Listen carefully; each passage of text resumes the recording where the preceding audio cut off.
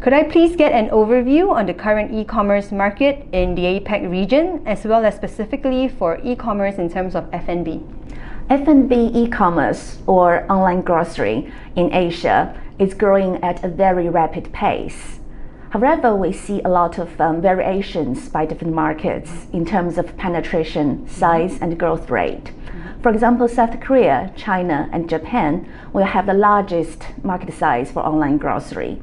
However, in Southeast Asia, we'll see very rapid growth, but market share will remain small.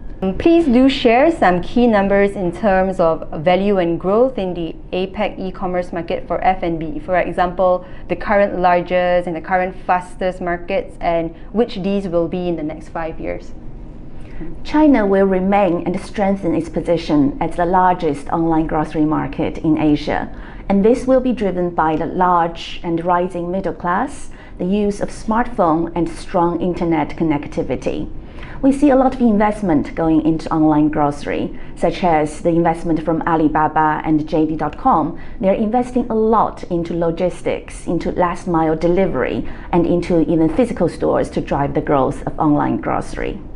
India is among one of the fastest growing markets for online grocery in Asia. In the next 5 years, we'll see a growth rate of about over 80% in the next 5 years. This will be driven by a large population, investment from retailers, as well as the use of technology such as payment solutions. We'll see a lot of growth driven by the likes of Alibaba, Walmart, as well as Amazon, to push the market forward in the next few years. In terms of F&B online retail, could you tell me some of the trends that you are seeing across the APAC region? We're seeing a few key trends driving growth in Asia that are similar to what we are seeing globally. However, there are some special attributes driving the Asian markets, such as social commerce, which Asia is leading the world.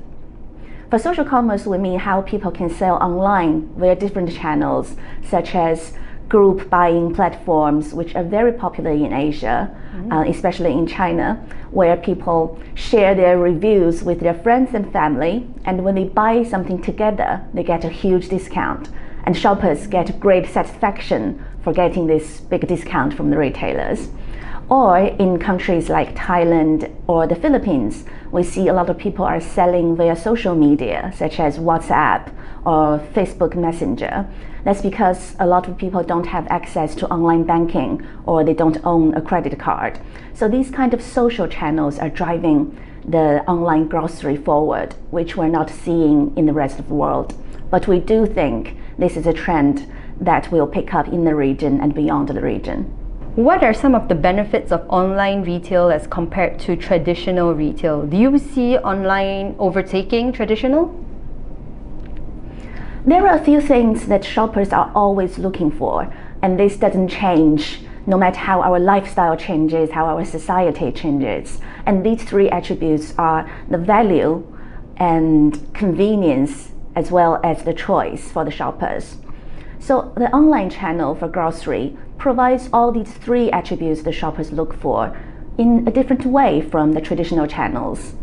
However, in the foreseeable future, we don't think online will overtake the traditional channels. Let's take South Korea, for example. We foresee South Korea as the market where online will take the most market share from traditional channels, and the market share of online will become more than 14% by 2023. In the meantime, we see a lot of collaboration between the online and the traditional channels, such as online players using the stores for fulfillment and delivery. Let's again take China, for example. From Alibaba's physical stores, Fresh Hippo, people can place an order online and then get the orders delivered from the stores within 30 minutes.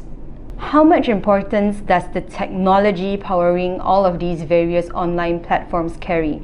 Is this considered a key growth factor for any of the APAC markets? Technology is definitely an enabler of the retail industry, both online and offline. Let's take payment solutions, for example. Obviously, if you want to buy online, you need to have a sort of mobile payment or online payment to facilitate the shopping.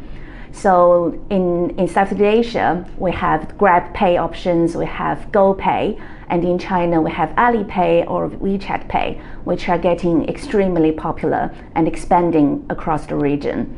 And then in physical stores, payment solutions are enabling faster payment and reducing checkout times for the retailers. In a lot of stores, we see self-checkout is being widely used across the region. And in Singapore, if you go to a cold storage store, you're more likely to find self-checkouts. And in some of the stores, you can only find self-checkout payments instead of the traditional cashier facilitated payments. How do you see all of these technologies evolving in the industry moving forward?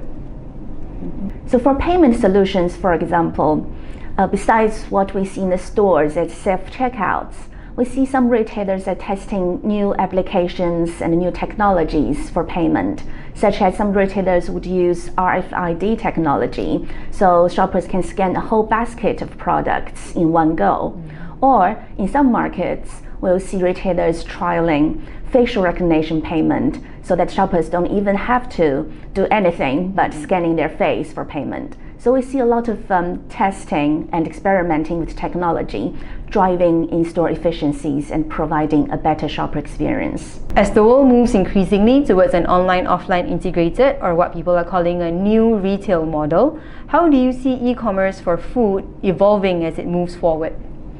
At IGD, we do a lot of research on the future of retail to try to paint a picture of what the future will be like. And one of these areas is digital future of retail. And we identified ecosystems as one possible scenario for development of F&B e-commerce. By ecosystem, we mean that the online and offline world will come closer together.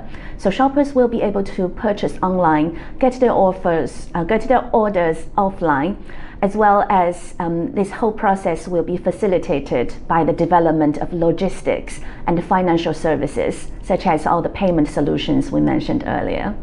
What are some of the most significant areas within the e-commerce of food products that technology has not yet been fully utilized and possibly will be expanded further in the future in APAC, in your opinion? We facilitate quite a lot of retailer visits from other parts of the world to visit Asia, or we bring Asia operators to visit the other parts of the world. There's a lot of learning and exchanging among all the retailers. And some of the key things we see the Asian retailers are trying to learn and adopting more is around how to improve supply chain efficiencies, such as use the technology of artificial intelligence to improve their capability to forecast their inventories or managing stock. So in terms of supply chain, there's quite a lot we can learn from the rest of the world and bring the expertise back to our Asian markets.